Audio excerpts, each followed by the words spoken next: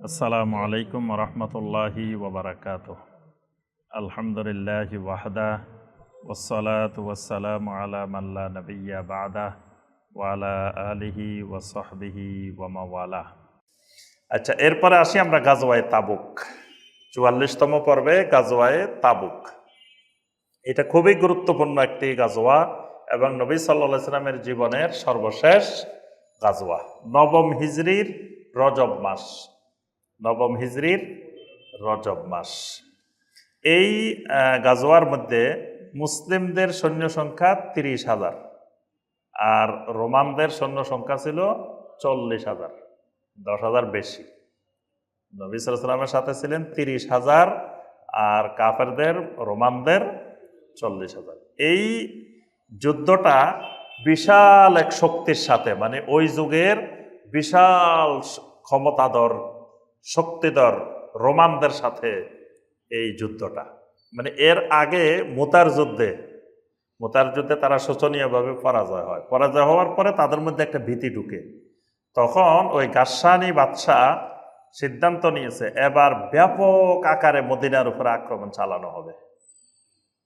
তখন পুরা মদিনা মুনাওয়ারার মধ্যে একটা রোমানদের ভীতি, মানে রাত্রে কেউ যদি কারো বাড়িতে এসে দরজায় ঠকঠক করতো, ভিতর থেকে লাফ মারি উঠে কইতো গাসসানী এসে গেছে, যা আল গাসসানী, মানে ঘুমের মধ্যেও তারা ওই গাসসানি ভয়ে একটা অবস্থা বিরাজ করতেছিল যে কোনো সময় এরা মদিনার উপরে আক্রমণ করতে পারে।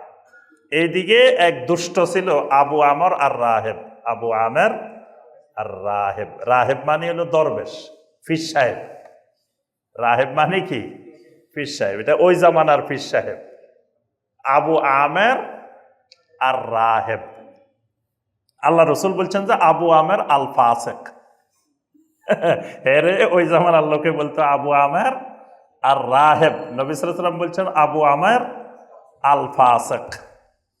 এই আবার হানজালা রাদিয়াল্লাহু তাআলা আনহুর আব্বা, ওই যে যিনি গাসিলুল মালাইকা, যাকে আল্লাহর ফেরেশতারা গোসল দিয়েছেন ওহুদের যুদ্ধে, হানজালা রাদিয়াল্লাহু তাআলা আনহু, তার আব্বা হলো এই আবু আমের আল ফাসেক।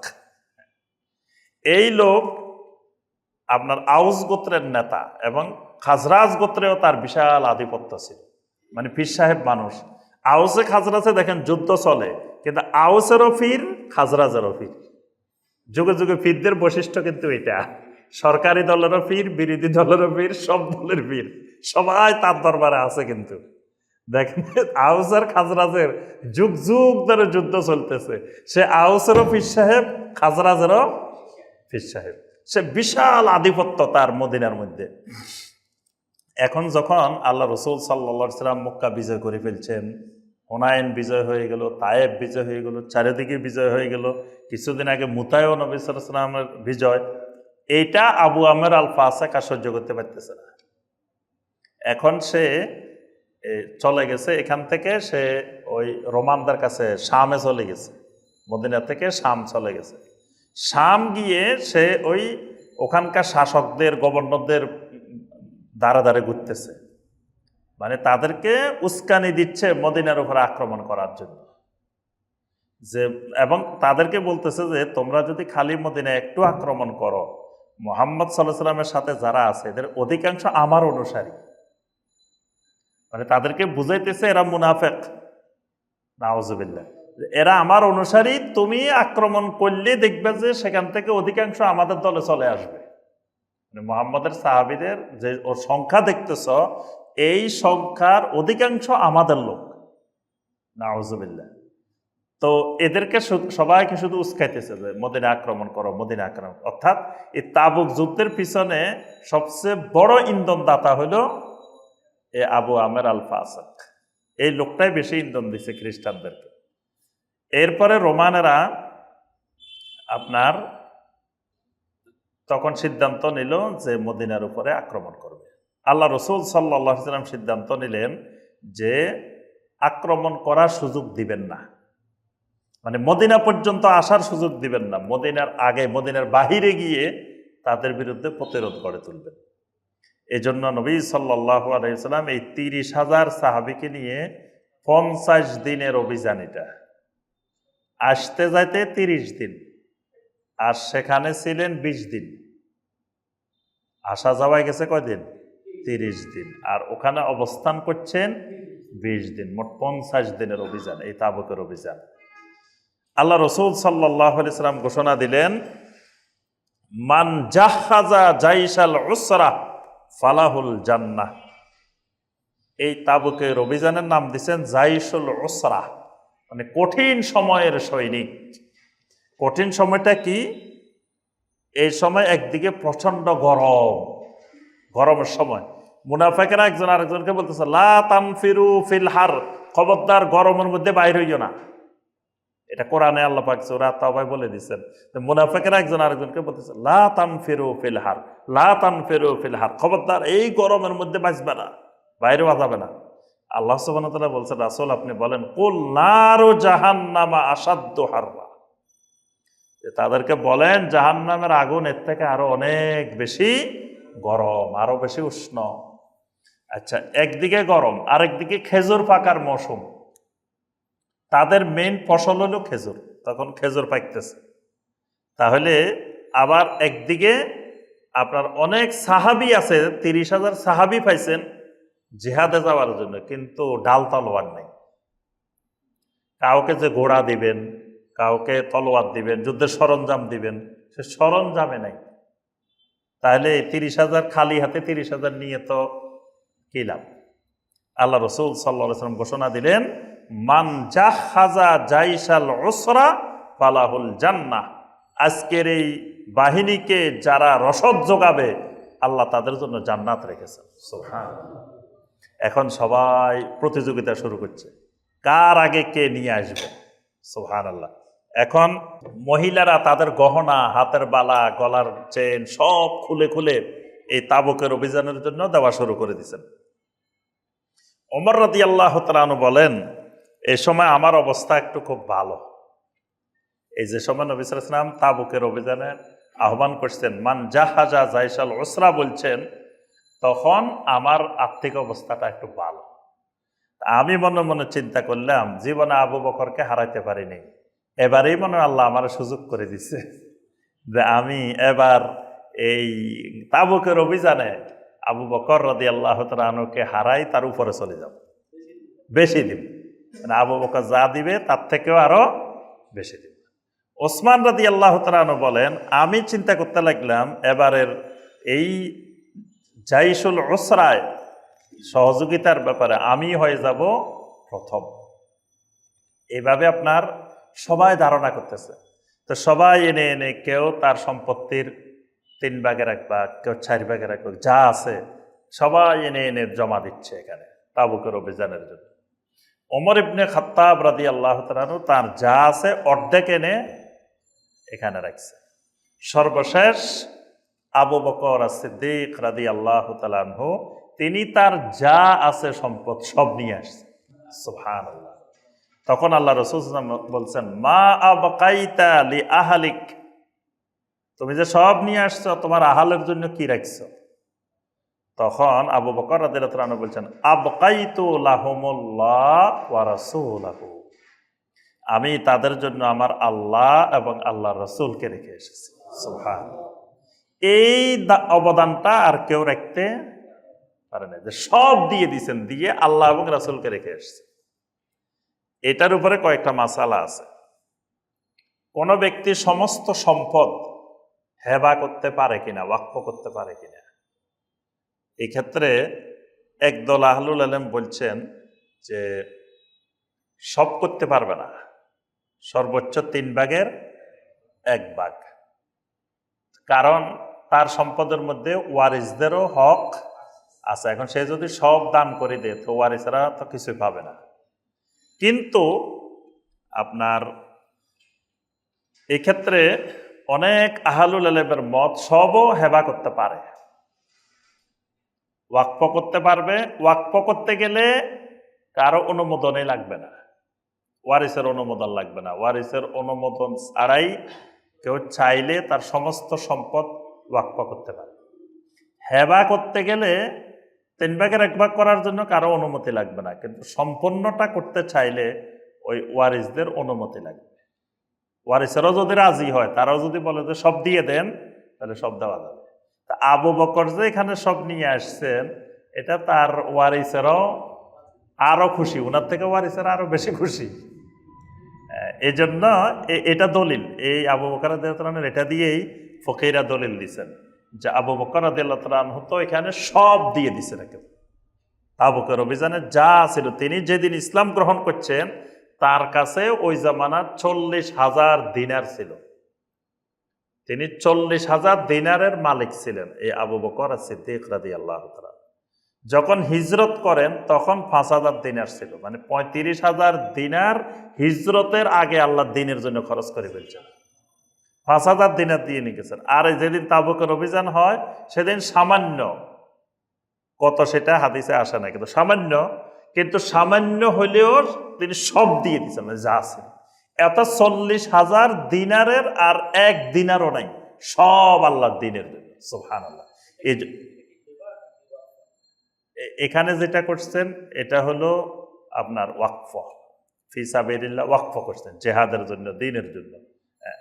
তো আপনার এই জন্যই আল্লাহ রাসূল সাল্লাল্লাহু আলাইহি ওয়াসাল্লাম বলছেন যে জান্নাতের বিভিন্ন দরজা থেকে বিভিন্ন সবাইকে ডাকবে। তখন আবু বকর রাদিয়াল্লাহু তাআলা জিজ্ঞাসা করলেন, ইয়া রাসূলুল্লাহ সাল্লাল্লাহু আলাইহি ওয়াসাল্লাম, এমন কোন মানুষ কি কিয়ামতের ময়দানে থাকবে যাকে জান্নাতের সবগুলা দরজা থেকে ডাকবে? বাবুস সালাত থেকে ডাকবে, বাবুস রাইয়ান থেকে ডাকবে, বাবুস যাকাত থেকে ডাকবে, বাবুল জিহাদ থেকে ডাকবে, সব দরজা থেকে ডাকবে তাকে জান্নাতে ঢোকার জন্য। আল্লাহ রাসূল সাল্লাল্লাহু আলাইহি ওয়াসাল্লাম বলেন, হ্যাঁ, আমার উম্মতের মধ্যে এরকমও থাকবে। ওয়া আরজু আন তাকুনা মিনহুম, আমি আশা করি আপনিও তাদের একজন। সুবহানাল্লাহ। আপনাকে জান্নাতের সব দরজা থেকে ডাকবে।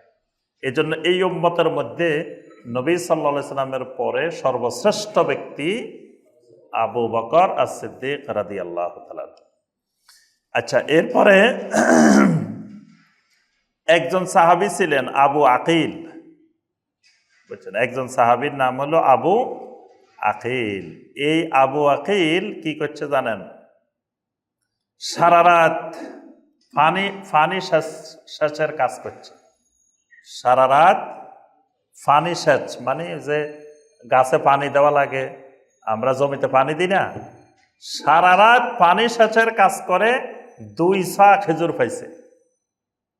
সারা রাত পানি সেচের কাজ করে 2 সা খেজুর পাইছে। এই 2 সা থেকে 1 সা তাবুকের অভিযানের জন্য নিয়ে আসছে। সুবহানাল্লাহ। দেখেন, একজন মানুষ ধরেন সারাদিন রিক্সা চালায়, 100 টাকা পাইছে, 50 টাকাই তাবুকের অভিযানের জন্য নিয়ে আসছে। বিষয়টা কেমন না? এই সাহাবী আবু আকিল রাদিয়াল্লাহু তাআলা আনহু সারা রাত কাজ করছে, পানি সেচের কাজ করছে, করে 2 সা খেজুর পাইছেন। 1 সা খেজুর পরিবারের জন্য রেখে আর 1 সা খেজুর তাবুকের জন্য নিয়ে আসছে। মুনাফিকেরা দেখে হাসে, কয় দেখো 1 সা খেজুর দিয়ে তাবুক বিজয় করে ফেলবো। নাউজুবিল্লাহ। মানে এগুলো দেখে দেখে হাসতেছে এরা, মুনাফিকেরা কয় যে 1 সা খেজুর দিয়ে তাবুক বিজয় করে ফেলতেছে, দেখো। তারপরে আরেকজন একটা আনে, এরা হাসে। আল্লাহ সুবহানাহু ওয়া তাআলা এগুলোর জবাব দিচ্ছেন কোরআনে কারিমের মধ্যে। এই বিষয়গুলোর ব্যাপারে আল্লাহ পাক আয়াত নাজিল করছেন। এরপর আল্লাহ রাসূল সাল্লাল্লাহু আলাইহি ওয়াসাল্লাম অনেক সাহাবীকে কোনো বাহন দিতে পারেন নাই। অনেকে লাইন ধরে দাঁড়াইছে, ইয়া রাসূলুল্লাহ, আমাকে একটা ঘোড়া দেন, আমাকে একটা তলোয়ার দেন, আমাকে একটা ইটা দেন। নবী সাল্লাল্লাহু আলাইহি ওয়াসাল্লাম দিতে পারেন নাই। তখন যেদিন নবী সাল্লাল্লাহু আলাইহি ওয়াসাল্লাম তাবুকের অভিযানে রওনা দেন, সেদিন পুরা মদিনাতে কান্নার রোল বয়ে যায়। মানে যারা বাহন পায় নাই, যাইতে পারতেছে না, তারা কান্নাকাটি করতেছে। এই কান্নাকাটি করা সাহাবীদেরকে ইতিহাসের ভাষায় বলা হয় আল বাক্কাউন। এরা বাক্কাউন সাহাবী, এদের আলাদা মর্যাদা আছে। বাক্কাউন সাহাবী, বাক্কাউন মানে এরা জেহাদের খাতায় নাম লেখাইছে যাওয়ার জন্য, কিন্তু নবী সাল্লাল্লাহু আলাইহি ওয়াসাল্লাম এদেরকে বাহন দিতে পারেন নাই বা যুদ্ধের সরঞ্জাম দিতে পারেন নাই, এই কারণে যাইতে পারে নাই। এ না যাইতে পারার কারণে তারা চিৎকার করে কান্নাকাটি করছে, যাইতে পারতেছে না, মানে সরঞ্জামের অভাবে, অর্থের অভাবে। এই জন্য এই সাহাবীদের নাম হলো আল বাক্কাউন। বাক্কা মানে কান্নাকাটি করা। তো এরা অধিক কান্নাকাটি করা আল বাক্কাউন সাহাবী। আচ্ছা, এরপরে নবী সাল্লাল্লাহু আলাইহি ওয়াসাল্লাম মোটামুটি যাদেরকে কিছু বাহন দিতে পারছেন এরকম 30,000 সাহাবীকে নিয়ে রওনা দিচ্ছেন। রওনা দিয়ে তাবুকে পৌঁছছেন। পৌঁছার পরে তাবুকে একটা ঝর্ণা আছে। নবী সাল্লাল্লাহু আলাইহি ওয়াসাল্লাম বললেন যে এই ঝর্ণার কাছে আমি যাওয়ার আগে কেউ যাইবে না। একটা ঝর্ণা যে নবী সাল্লাল্লাহু আলাইহি ওয়াসাল্লাম নিষেধ করছেন, আমি যাওয়ার আগে কেউ যাইতে পারবে না। এখন কেউ যায় নাই, কিন্তু নবী সাল্লাল্লাহু আলাইহি ওয়াসাল্লাম যখন গেছেন তখন যাই দেখেন যে দুইজন যায় বসে রয়েছে। মানে তারা নবী সাল্লাল্লাহু আলাইহি ওয়াসাল্লামের ওই নিষেধাজ্ঞাটা শুনে নাই। নবী সাল্লাল্লাহু আলাইহি ওয়াসাল্লাম যদি নিষেধ করছেন কেউ যাওয়া যাবে না, তারা না শুনে আগে ওখানে চলে গেছে। নবী সাল্লাল্লাহু আলাইহি ওয়াসাল্লাম যাওয়ার পরে দুইজনকে পাইছে সেখানে, কিন্তু নবী সাল্লাল্লাহু আলাইহি ওয়াসাল্লাম বলছেন আমি যাওয়ার আগে কেউ সেখানে যাবে না। নবী সাল্লাল্লাহু আলাইহি ওয়াসাল্লাম গেছেন, যাই দেখেন ওই মানে ঝর্ণাটা থেকে সামান্য সামান্য পানি বাইরে হইতেছে। তখন নবী সাল্লাল্লাহু আলাইহি ওয়াসাল্লাম একটু পানি নিলেন, নিয়ে একটু হাত মুখ ধুইলেন, ধুয়ে বাকি পানিটা ওইদিকে নিক্ষেপ করলেন। নিক্ষেপ করার পরে এই ঝর্ণার ভিতর থেকে সজোরে পানি নির্গমন শুরু হয়ে গেছে। সুবহানাল্লাহ, নবী সাল্লাল্লাহু আলাইহি ওয়াসাল্লামের মুজিজা। এরপরে যতদিন এই 30,000 সাহাবী এখানে অবস্থান করছেন, 20 দিন অবস্থান করছেন, এই 20 দিন পর্যন্ত তাদের আর পানির কোনো সমস্যা হয়নি। সুবহানাল্লাহ। এরপরে কিছু উট, দুর্বল দুর্বল উট এখন যখন রওনা দিছেন এগুলো শক্তিশালী হয়ে গেছে। সুবহানাল্লাহ। তারপরে নবী সাল্লাল্লাহু আলাইহি ওয়াসাল্লাম এই 50 দিনের অভিযানে জমা করছেন এবং কসর করছেন। তাবুকের এই অভিযানে কয়দিন? 50 দিন। পুরা অভিযানে নবী সাল্লাল্লাহু আলাইহি ওয়াসাল্লাম কসর করছেন, জমা করছেন। এই জন্য জমা কসরের সময়সীমা অনেক আহলুল ইলমের মতে নির্ধারিত না, যে নবী সাল্লাল্লাহু আলাইহি ওয়াসাল্লাম 50 দিন পর্যন্ত জমা কসর করছেন। তাহলে এটা 10 দিন, 15 দিন, 20 দিনের মধ্যে সীমাবদ্ধ না, কারণ এই পুরা সময়টা নবী সাল্লাল্লাহু আলাইহি ওয়াসাল্লামের আপনার সফর ছিল। এরপরে নবী সাল্লাল্লাহু আলাইহি ওয়াসাল্লাম সেখানে 20 দিন অবস্থান করছেন। এখন ওই যে তারা 40,000 বাহিনী নিয়ে আসছে না, এখন বাহিনী আসে কিছু গোয়েন্দা পাঠাইছে, যাই খবর নাও, দেখো কি অবস্থা। যাই খোঁজ খবর নিতেছে, চারিদিকে দেখে দেখে তারা ভয় পেয়ে গেছে। তারা 40,000 বাহিনী আসছে, কিন্তু মানে নবী সাল্লাল্লাহু আলাইহি ওয়াসাল্লামের অবস্থা দেখে, সাহাবায়ে কেরামের অবস্থা দেখে তারা ভয়ে যুদ্ধ ছাড়াই চলে গেছে। মানে এটা এমন এক বিজয় যে যুদ্ধ ছাড়াই তাবুকের অভিযানে বিজয়। নবী সাল্লাল্লাহু আলাইহি ওয়াসাল্লাম সবচেয়ে বেশি আশঙ্কা করছিলেন যে এটা সবচেয়ে শক্তিশালী দেশের সাথে, সবচেয়ে ক্ষমতাধর দেশের সাথে এই জিহাদ, এই গজওয়া, অথচ কোনো যুদ্ধ করা লাগে না। যুদ্ধ ছাড়াই মানে ওই 40,000 বাহিনী, মানে আগের বার দেখছে না মুতার যুদ্ধে দেখছে যে মাত্র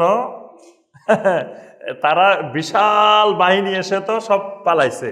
এখন এরা চিন্তা করতেছে আমরা 40,000 তো এদের সামনে কিছুই না, এই ভয়ে এরা চলে গেছে।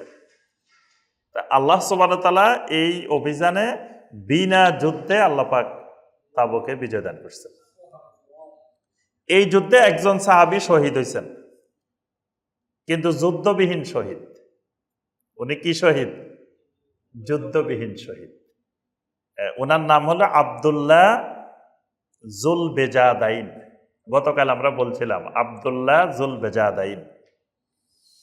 তিনি, তার বাবা মারা গেছেন, তিনি এতিম ছিলেন।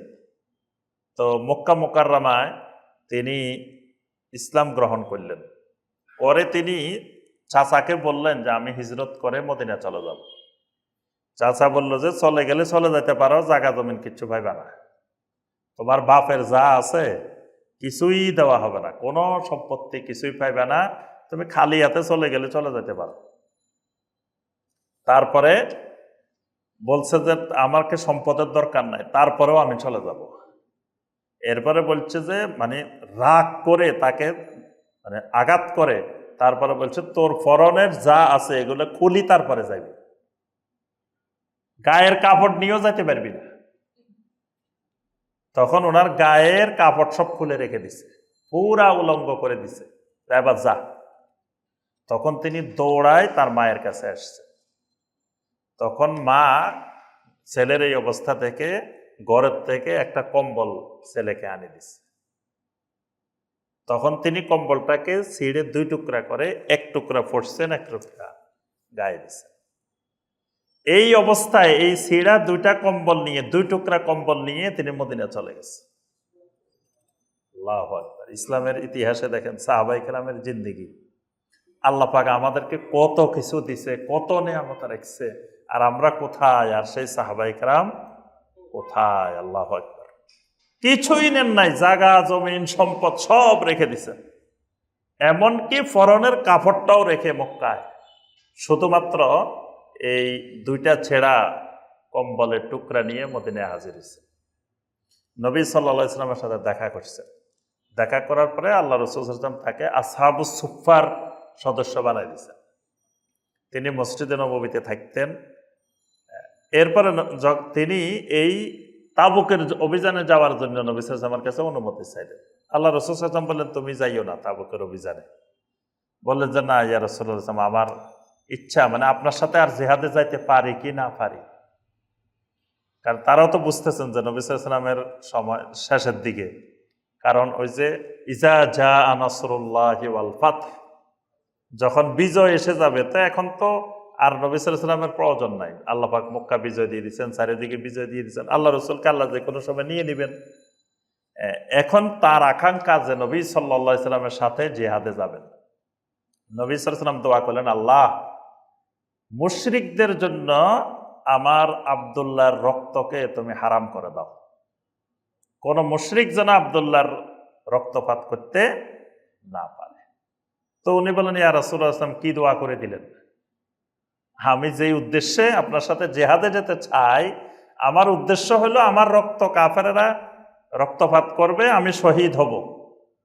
আপনি দোয়া করে দিয়েছেন যাতে কোন কাফের আমার রক্ত হালাল করতে না পারে, রক্তপাত করতে না পারে। আল্লাহ রাসূল সাল্লাল্লাহু আলাইহি ওয়াসাল্লাম বললেন, তুমি রক্তপাতহীন স্বাভাবিক অবস্থায় মারা গেল শাহাদাতের মর্যাদা পাইবা। সুবহানাল্লাহ। এই জন্য উনি যুদ্ধবিহীন, উনার উপরে কোনো কাফের মুশরিক আক্রমণ করে নাই তাবুকে। উনি সেখানে যাওয়ার পরে জ্বরে আক্রান্ত হয়েছেন, জ্বরে আক্রান্ত হয়ে উনি ওখানে মারা গেছেন, তাবুকের অভিযানে মারা গেছেন। তিনি শহীদ। আল্লাহ রাসূল সাল্লাল্লাহু আলাইহি ওয়াসাল্লাম জানাজা পড়াইছেন। জানাজা পড়ানোর পরে কবরে নবী সাল্লাল্লাহু আলাইহি ওয়াসাল্লাম কোনো সাহাবীকে ধরতে দেন নাই, বলছেন যে আমাকে হাতে দাও, আমি নিজে কবরে রাখবো। সুবহানাল্লাহ। এই সাহাবীকে নবী সাল্লাল্লাহু আলাইহি ওয়াসাল্লাম নিজে কবরে রাখছেন। কবরে রেখে বলছেন যে, আল্লাহুম্মা রাদিতু আলা জিল বেজাদাইন আল্লাহুম্মা রদি আলাই। আল্লাহ, আমি এই জিল বেজাদাইনের উপরে আমি নবী রাজি হয়ে গেছি, আল্লাহ আপনি তার উপরে সন্তুষ্ট হয়ে যান। সুবহানাল্লাহ। নবী সাল্লাল্লাহু আলাইহি ওয়াসাল্লাম সরাসরি সাহাবীকে কবরে রেখে তার জন্য দোয়া করছেন যে, আল্লাহ আমি তার উপরে রাজি হয়ে গেছি, আপনি তার উপরে রাজি হয়ে যান। সুবহানাল্লাহ। তার কত বড় সৌভাগ্য জীবনে, দেখেন যে নবী সাল্লাল্লাহু আলাইহি ওয়াসাল্লাম স্বয়ং তাকে জানাজা পড়াইছেন, স্বয়ং নিজে হাতে রাসূল সাল্লাল্লাহু আলাইহি ওয়াসাল্লাম তাকে কবরে রাখছেন। আবার দোয়ার মধ্যে কি বলতেছেন যে, আল্লাহ আমি তার প্রতি রাজি হয়ে গেছি, আপনি তার প্রতি সন্তুষ্ট হয়ে যান। সুবহানাল্লাহ। উনি হলেন এই আব্দুল্লাহ জুল বেজাদাইন, এই নামটা মনে রাখবেন, জুল বেজাদাইন। বেজাদাইন মানে ওই 2 টুকরা কম্বল, এক কম্বলের ছিঁড়ে 2 টুকরা বানাইছেন। এই 2 টুকরা নিয়ে হিজরত করছেন, ওনার আর কিছু ছিল না। কিন্তু তার জীবনের কত সৌভাগ্য দেখেন, তিনি নবী সাল্লাল্লাহু আলাইহি ওয়াসাল্লামের জানাজা পাইছেন, নবী সাল্লাল্লাহু আলাইহি ওয়াসাল্লামের সাথে শহীদ হয়েছেন, নবী সাল্লাল্লাহু আলাইহি ওয়াসাল্লাম তাকে কবরে রাখছেন, তার জন্য দোয়া করছেন, অর্থাৎ তিনি সব পাই গেছেন।